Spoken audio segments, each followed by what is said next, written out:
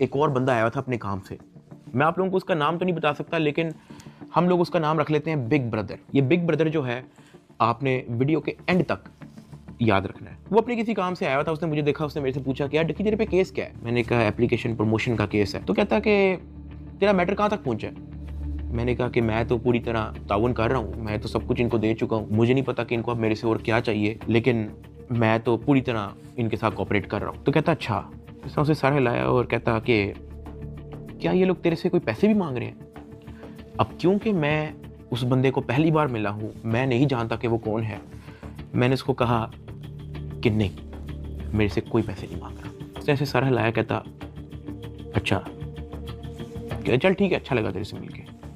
वो अपने कामों में लग गया। खैर मेरी इन्वेस्टिगेशन के बाद उन्होंने फिर से मुझे जेल में हवालात में बंद कर दिया। इन्होंने अपनी पूरी कोशिश की कि हम इससे पैसे लें, हम इससे पैसे का पूछें। जब इनको आइडिया हुआ कि मैं इनको किसी भी तरह से एंटरटेन नहीं कर रहा, इन्होंने बहाने से मेरी फैमिली को बुला लिया। अरूब और मेरी अम्मा, उनको ये कह के बुलाया गया कि मेरी उनके साथ मुलाकात। मुझे जब हवालात से ऊपर लेके गए तो अरूब बैठी हुई थी और उसकी इंटेरोगेशन हो रही थी। उसका मोबाइल जो है वो इन्वेस्टिगेशन ऑफिसर के हाथ में था। तो मैंने इन्वेस्टिगेशन ऑफिसर शुएब रियाज साहब से पूछा कि ये आपने इनका मोबाइल क्यों लिया है। तो कहता कि इन पे भी एफआईआर होगी। तो अरूब घबरा गई, उसने कहा मेरे पे एफआईआर क्यों होगी। उसने कहा कि आपने तो हमें साथ से मिलने के लिए बुलाया है, मुझे और मामा को, के साथ से मुलाकात हो जाएगी। तो वो कहता कि नहीं, एफआईआर हो ना हो, ये जो आपके शोहर की एफआईआर है इसी में बड़ी जगह है, हम आपको इसी में नामजद करेंगे। अरूब घबरा गई। मैंने अरूब की तरफ देखा, मैंने अरूब की तरफ इशारा किया कि मैंने कहा बस बिल्कुल चुप होके बैठ जाओ, बस ये वक्त गुजारो, बस इस वक्त हम कुछ नहीं कर सकते। खैर वो अरूब से कुछ क्वेश्चन उन्होंने पूछने शुरू कर दिए। मैंने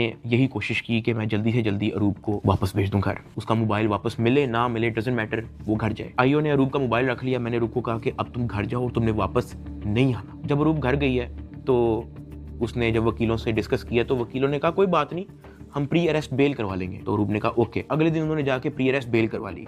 जब उन्होंने प्री अरेस्ट बेल करवाई तो प्री अरेस्ट बेल की खबर पहुंच गई इदारे में, एनसीसीआई ऑफिस में, आईओ के पास और सरफराज चौधरी एडिशनल डायरेक्टर के पास। इन्होंने फिर से मुझे कहा कि अपनी फैमिली को मीटिंग के लिए बुलाएं। मैंने घर वालों को कॉल की क्योंकि उसकी प्री अरेस्ट बेल हो चुकी थी। मैंने कहा चलो अब इसको खतरा नहीं है और इसका मोबाइल भी उनके पास है, तो I think it's not a big deal, मैं बुला लेता हूँ। ऑफिसर्स ने जो है मेरे घर कॉल करवाई। मैंने कहा कि अम्मा वो बड़े अफसरान, एडिशनल डायरेक्टर और इन्वेस्टिगेशन ऑफिसर्स बुला रहे हैं, तो बाकी घबराएं ना, कोई इस तरह कोई नेगेटिव मीटिंग या इस तरह का कुछ नहीं है, तो आ जाएं। मेरी माँ और अरूब प्री अरेस्ट बेल करवाने के बाद एडिशनल डायरेक्टर रूम में आ गए। सरफराज चौधरी साहब कहते जतोई साहिबा, आप अपने आप को क्या समझती हैं, आपने प्री अरेस्ट बेल करवा ली है। तो अरूब ने कहा जी।